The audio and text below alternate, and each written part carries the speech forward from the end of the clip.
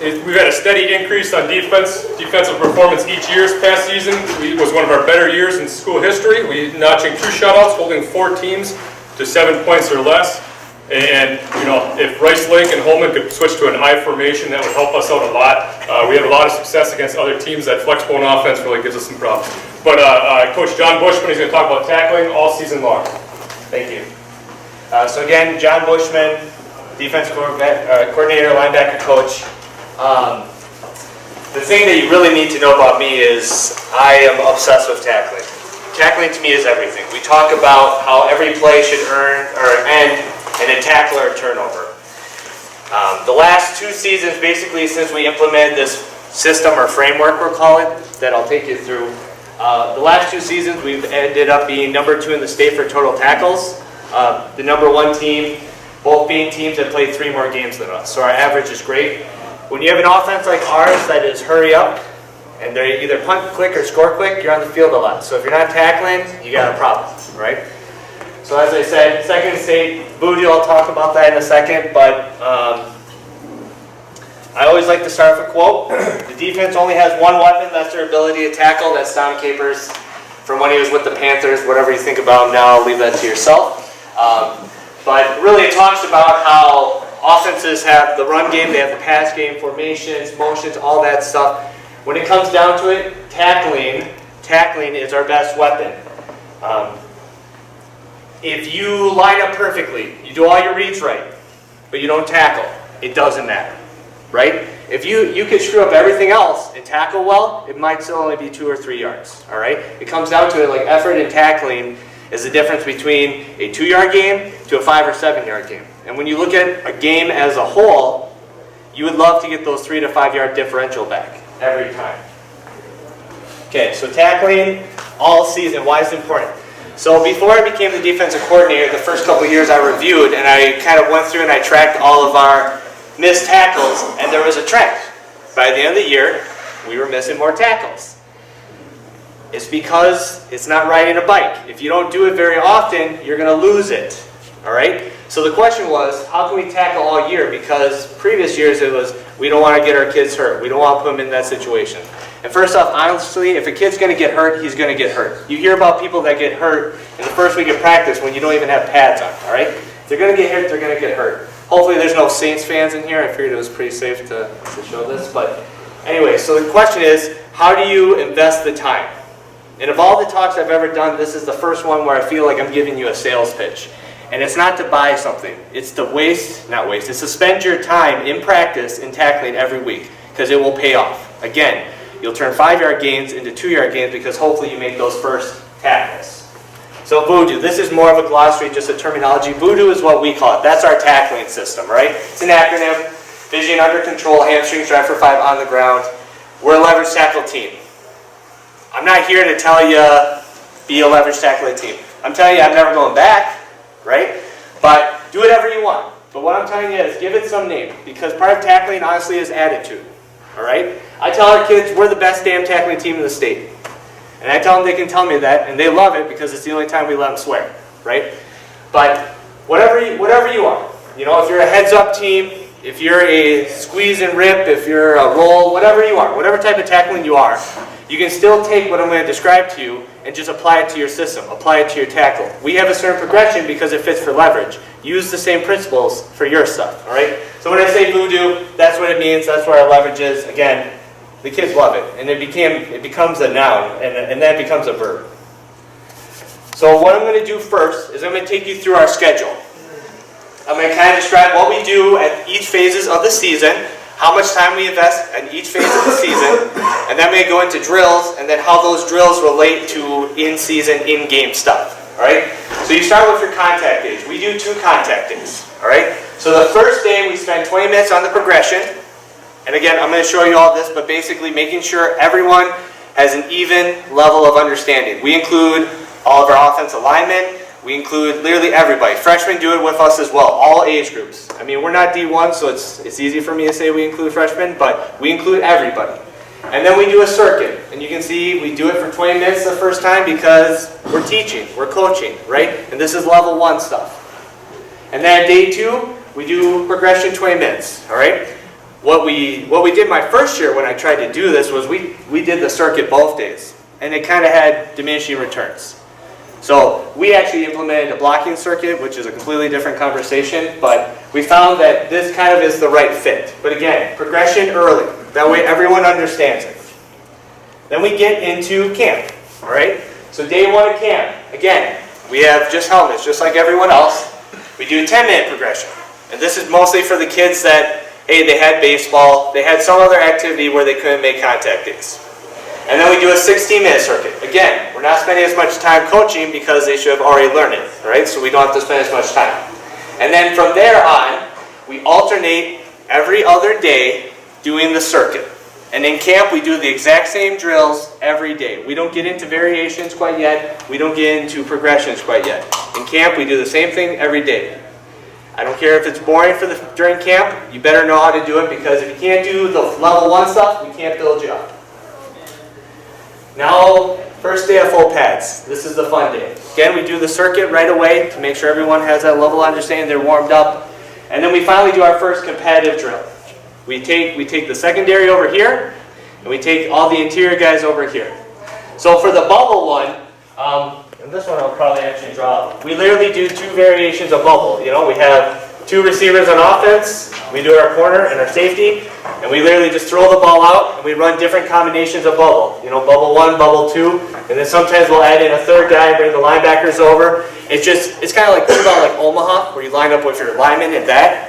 We don't do Omaha because I don't like the head smashing thing, but this is like real world scenario stuff. It's competitive, and we keep it at a short enough distance that they're not going to hurt themselves.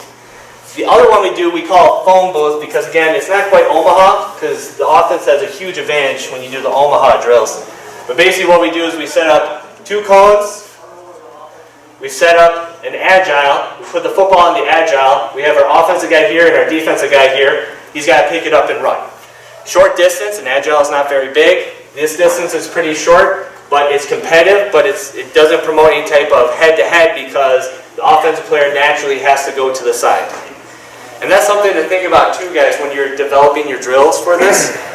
How often do you actually have head-to-head tackles? There's only one group that really ever has it. That's your Mike linebackers, your inside linebackers. So us, as groups, we never do any head-to-head tackling. Everything's at an angle. Like I said, go back, review your tape, you'll see 99% of your tackles are angles. Okay? So there's no point in wasting a lot of time on that, and honestly, that's where you're going to get your kids hurt in practice. So again, that's our camp. That's our camp. Every other day, and then some competitive drills that we'll mix in. Like I said, first day of pads, and then usually you have a week, and then we'll mix in that competitive once a week to kind of get it not too monogamous. In season, all right? You know, we have our Monday where we have our film day, our walkthrough day, and then Tuesday, we do our circuit for 16 minutes, again. But this is where we start adding the progressions and variations, all right? So you think about, and I'll show you again in the videos, but we have like tracking drills, right? You're leveraging down, you're following the back hip, you're leveraging the kid out of bounce. How many defensive linemen are doing this from 10 to 12 yards? They're not. So you shorten the distance, shorten the gap. Secondary guys, the opposite. You make it bigger, or you change the angles. And I'll talk about this more when we get into it. But then on Tuesday, we do our inside run. So we do a walkthrough of all their run plays, and then we go 15 minutes of full. 15 minutes of full tackle time. We rotate our junior or our JV group with our varsity group, so everyone gets an opportunity to do inside run. Then you look at Wednesday. We do indie. Part of your indies is at least one tackle drill specific to your group. So I talked about that head-to-head, right? The only group that's ever going to do that is our inside backers. So we will work that into their Wednesday indie drill. We'll do 5 minutes of that. Like our D-line, they'll do what we do, we'll work into like a squeeze and pop to like any type of midline or option play where they squeeze down and then have to change direction to make a tackle chasing. You know, they'll put them into those scenarios. And then when we go team time, the last 10 minutes, or basically 2 series, we call Civil War, but basically it's full. We get our best offensive people, our best defensive people, and we go full for 2 series. We usually put some type of bet, it's usually some type of conditioning or push-ups, but that's our 10 minutes of tackling. And then later, I noted that later in the season, our practice times, we shorten them, right? So that way you're not there. We actually will shorten our indie time, we'll shorten our team time, we don't shorten our tackle time. It's just a consistent throughout the season. The time we want to spend is the time we get, because honestly we're getting the return on investment. And then pre-game. So, you know, we warm up in our groups, and then the last part, we go defensive section, and we set up 3 stations, we tackle in pre-game. We do angle tackling, we do compression tackling.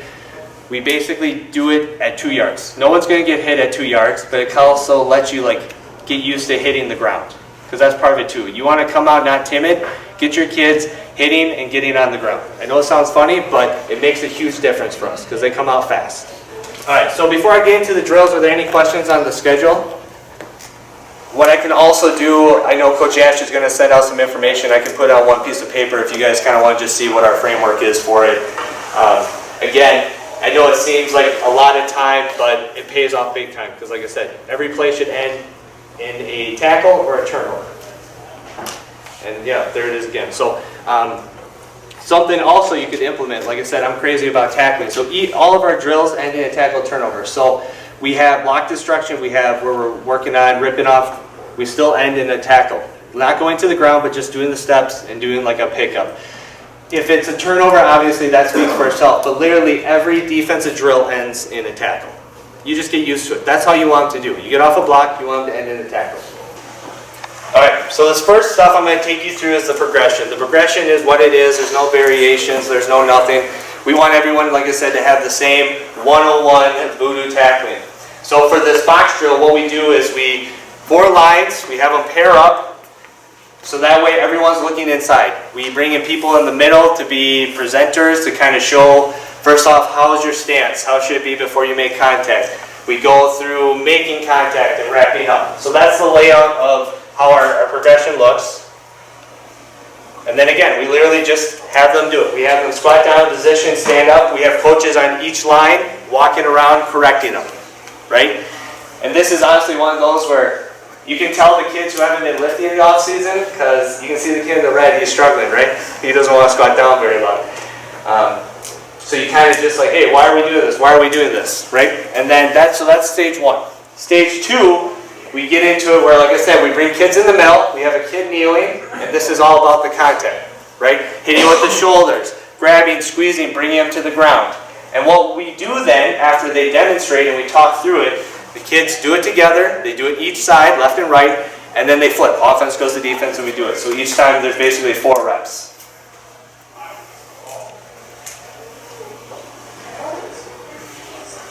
So then again, everyone does it together. Coaches are walking around, instructing, doing it. Again, it's kind of a good way to see everyone doing it. You got good eyes on everybody. We used to do it where we'd have like these giant 2 lines all the way down the field. And it was just impossible to see everybody. Or you think about trying to give examples or coaching it. Doing that box up where everyone's kind of around you looking at it and make sure all eyes are on you and everyone's seeing the same thing and you don't have those 2 kids out in the corner just screwing off, right? Because that was our problem. At that point we became more of like babysitters than we did coaches. So squaring it up definitely made a huge difference. So this is the next possession, getting off the ground and standing up. Basically the same thing, same fundamentals of shoulders, hamstrings, drive. And then finally we do our leverage step. So this is working on getting from a sprint into your breaking down. We call it a leverage shuffle, that's more what it is. So we'll do this at different distances, different legs first, left, near foot, near foot, near foot. So again, my goal with this is not to teach you how to be a leverage tackling team, but obviously all of these pertain to it. Now the other thing I would say, you go back to VUHDO, right? Vision, under skull, hamstrings, right for 5 on the ground. Each of our 4 drills in our circuit apply to at least one of those, right? So that way, don't just do a tackling drill to do it. I don't believe in the nut up drills. You know what I mean? Everything needs to kind of have a purpose. So like you look at this tracking drill, it's vision, tracking the leg, it's under control, and then it also gets into the pad level, but we're more worried about getting there, getting it appropriately. So if you kind of watch, this is kind of the level 1 of it, where it's just literally a cone and you just chase the kid.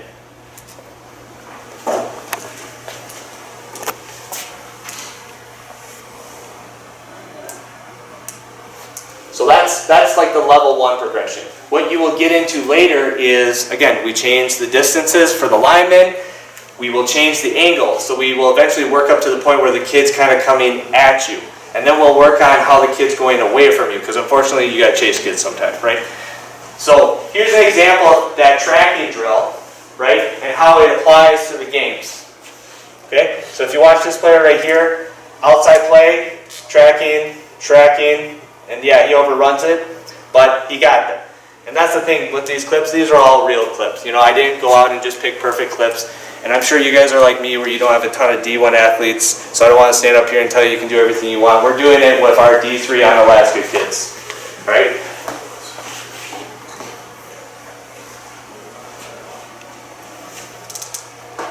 So here's it just from the other angle. The safety's here on top. You can see some pretty good feet work coming down. Knee your foot. Kid crosses your face, that happens, but that's fine.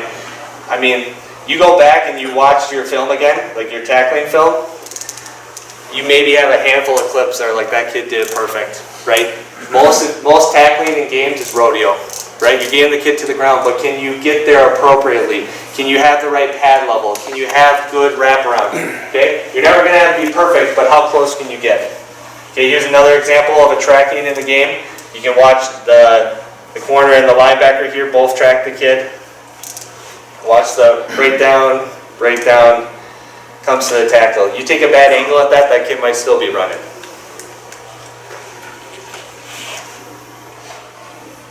Here's one more example, and this is an example of, like I said, we talked about the variations and how, you know, right away those examples, it's the safety coming from a deeper distance where we look at our linemen or our linebackers, we shorten the distance and change the angles. Because this is more likely, as a spill team, this is more likely what it's going to look like for a linebacker or a lineman.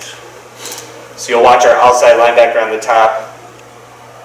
Good angle there. Yeah, he was too high, but without the angle, he never gets there, right? Watch this again, number 42 there on the bottom.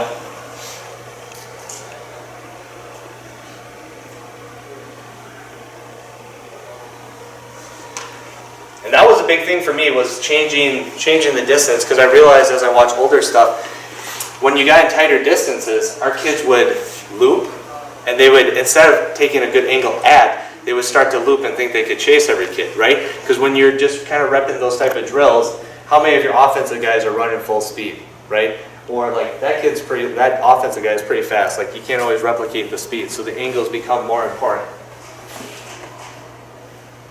Okay, here's the next one. Here's our compression drill. This is our drill for how do you learn to tackle with more than one person, right?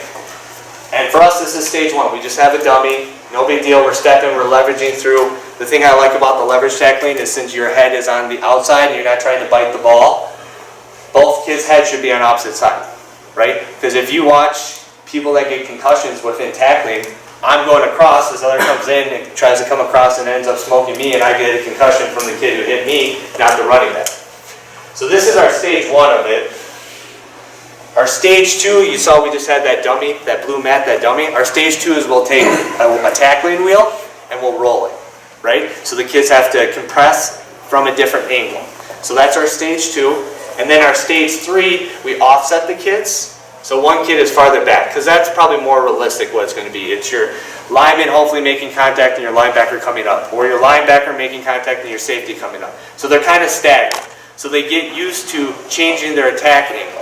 So here's a good example of that last variation. So you're going to see our inside linebacker make contact, and then our outside linebacker is going to come up and compress from an outside.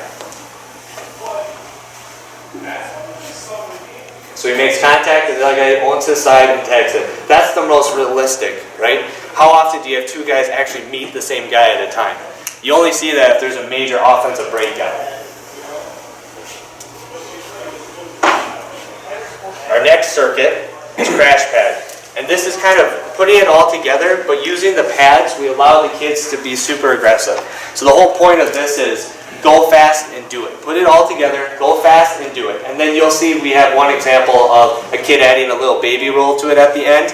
We don't teach that in the progression because the problem is kids try to roll too fast. You know, they come up and they try to roll you before they grabbed you, and then they never had you and they're just rolling on the ground. So we don't add the roll until we get to like level 2 of the crash pad. So with the crash pad again, being aggressive, putting it together, progressions is we change the distances, we change the angles, we will add a blocker, and then you have to get off the blocker and then go make the crash pad. So just some simple things you can do.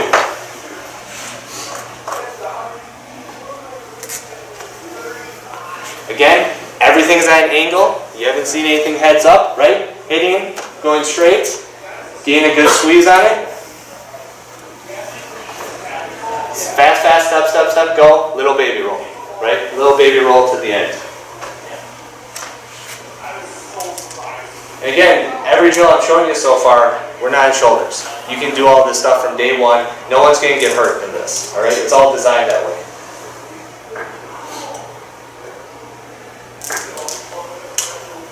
So again, being aggressive, playing fast, trusting your feet, all right? This is a good example of our safety coming down, taking, again, a good angle, but not getting too obsessed with, like, I have to have perfect feet here. Just go get it. And the crash pad gives them the confidence to go do that. Again, I talked about pregame, getting him on the ground, making some contact. So that way he doesn't come up and he's not thinking about it. He just comes up and he tries to get that little roll. Another example of just come up and attack. I think this one might be better from the distance, but you'll see him just come up and attack. He's up here. Actually, I'll go back. Just come up and attack. And this one's a great example of the last stage of the crash pad, which is the drive for 5, right? Once you make contact, how do you keep your feet going? So you can see him drive through that. So what we will do then, also I talked about angles, I talked about all this stuff. We have a heavier T dummy basically, and what we do is we move it about 3 to 4 yards away from the crash pad, and they have to hit and drive it all the way to the pad. Right? That's how you get them repping their feet. The last one of our circuit is just angle, straight 2x2. We even in camp, we've actually started now where we're closer. We're super close. We're 2 yards by 2 yards. And in our pregame, that's what we do. We're 2 yards by 2 yards. We're really tight. The first couple times we do it is more about the steps. You can see they're not doing it super fast. They're just taking their good steps, near foot, near hip. And then what we do is we bring out, we change the distances again. We slightly change the angles. We add a blocker. We'll add a football down after to create a turnover as well. But the key is just getting your feet right. So the angle one is not like crash pad where it's like go hit them, be hard, go fast. This is put it all together but be clean. Your angle tackling or your 2x2 should be the cleanest tackling you have in your drill. And this one we usually have a couple coaches looking at because we want to make sure that the feet are right, the pad level's right. The shoulders are right, the hands are right, literally everything. This is your test. You got to do this perfect. So here's some just kind of examples of good angles coming through, sliding in. Watch our linebacker on top. You'll watch, it just takes good feet. It's a straight angle. Step, step, step. Good pad, a little roll. But he was a senior, so he's done the roll a couple times. Here's another example of, again, coming off a block, like I talked about with the 2x2. Head behind, good pad level, little roll at the end. Alright, that's kind of how you expect it to be. Okay. Yeah, here we go. So number 40 here on top. Off the block, good tracking, good pad level, good height, all that stuff. That's probably as close as you're going to get. Alright, so now I kind of talked about, are there any questions on the circuit and kind of how we apply the different stuff and simple ways to do variations or progressions? Okay, so I just want to show a couple clips of the example because I kind of talked about that 5 minutes you do of your indie group where you implement some tackling. So this one is an example of that squeeze and pop I talked about. So what we will do is we'll set up like an offensive guy, and we'll just set up a runner, and then we have like a defensive tackler, or defensive end, or whatever. And what we will do is we just pull this kid, and we work on squeezing down and then popping up. All right, squeezing down and popping up. That's kind of how we like to. That's one of our major variations for like read option teams. You know, giving the quarterback a different look. If you see the kid just sitting there, the quarterback it's an easy read. But if you give any type of squeeze down, the quarterback will traditionally keep it, and then that pop, it's kind of like a bait. It's a good changeup, but we do this a lot because it's especially effective against like a midline, especially if we get good hands on this kid. So again, we set up a mat, we set up a player who's just going to pull, and he just takes an angle like this. So he squeezes down and then pops. It's actually better from this angle. So if you watch our tackle right here, so you'll see a little inside read. He squeezes down and he pops. But again, this is more about steps. But are you going to do this drill with your linebackers? Are you going to do this drill with your safeties? Don't waste your time, right? They're never going to do this. But this is a perfect interior lineman drill because you can try this against a 1 or a 3 tech. A little squeeze and pop. Here's a good example of linebackers. So our 5 minutes of linebacker drills, we do a lot where we will take most of the rest of the linebackers and we'll line them up. And then these guys will all step one way, this guy will step one this guy will step up, and then we read that, we hit, rip off, and then go make the tackle. Because that's realistically what a linebacker is going to see, right? Especially if it's his read key. Like, does he go down? Does he come at me? How do I do this? So you can work in some reads into this, but the key is making good contact on the block, getting off efficiently, and then finding the ball carrier and taking a good angle to it. So if you watch my linebacker right here, and this might be better from the end zone as well. So watch number 20 right here. You see there's a bunch of garbage.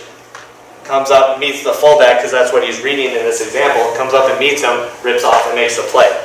And I know this seems pretty like, oh yeah, we kind of already do that, but again, like, you think about how close you are to it, like, are you going to do that with the different groups, right? So you don't add that to your circuit completely because, again, not all the positions have to do that. So invest that 5 minutes widely, put that onto your position coaches to make sure that they do that appropriately. So, honestly, guys, this is pretty quick. I wanted to open it up for questions. What things can I go over for you guys? Something I can show you guys again?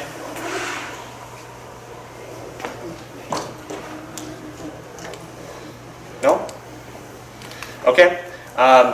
The one thing I did include in here, but I'll make sure Coach Ash includes, is like my contact information. If, like, again, you want to see this on just one cheat sheet piece of paper and look at it, you want the clip list, you want anything, I'm more than willing to talk about tackling all the time. Like I said, I'm kind of obsessed with it. So thank you for you guys' time.